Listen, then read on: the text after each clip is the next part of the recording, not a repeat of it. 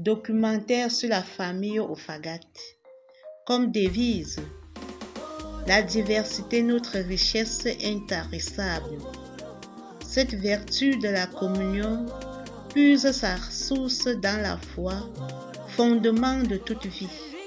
Même une organisation qui est une vie d'ensemble, partageant les mêmes valeurs et intérêts pour atteindre les objectifs communs fixés.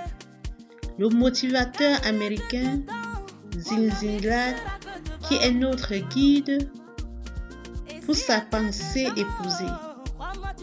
Attitude plutôt qu'aptitude qui détermine notre élévation. Ce repère comme vertu permet à chaque membre actif de la famille Ofagat internationale de prendre conscience que sans les attitudes basiques et naturelles pour aimer, grandir, croître, servir et réussir dans la vie, il faut travailler à faire germer la semence d'éternité reçue. Lorsque nous avons adhéré à la vie, c'est-à-dire exister grâce à la communion d'amour de nos deux parents, en nous transmettant la foi, ils ont accepté de nous transmettre la foi de nos pères de génération en génération, dans la fidélité à notre père Abraham. C'est pourquoi toutes les personnes professant la foi en Dieu seul sont et peuvent être membres de la famille Ofagat afin de ne plus agir sous leur propre volonté, mais dans la conscience droite d'appartenir à Dieu, d'agir avec Dieu, d'agir en Dieu, d'agir pour la gloire de Dieu afin de recevoir la récompense promise qui est la vie éternelle.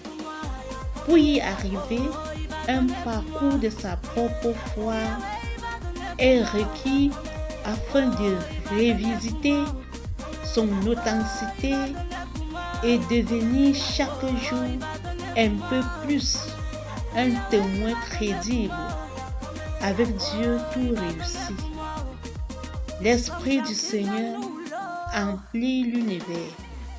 Dans Éphésiens 4, versets 3 à 6. Ayez à cœur de garder l'unité dans l'esprit par le lien de la paix, comme votre vocation vous a tous appelés à une seule espérance. De même, il n'y a qu'un seul corps et un seul esprit. Il n'y a qu'un seul Seigneur, une seule foi, un seul baptême, un seul Dieu et Père de tous, qui règne au-dessus de tous, par tous et en tous. Amen.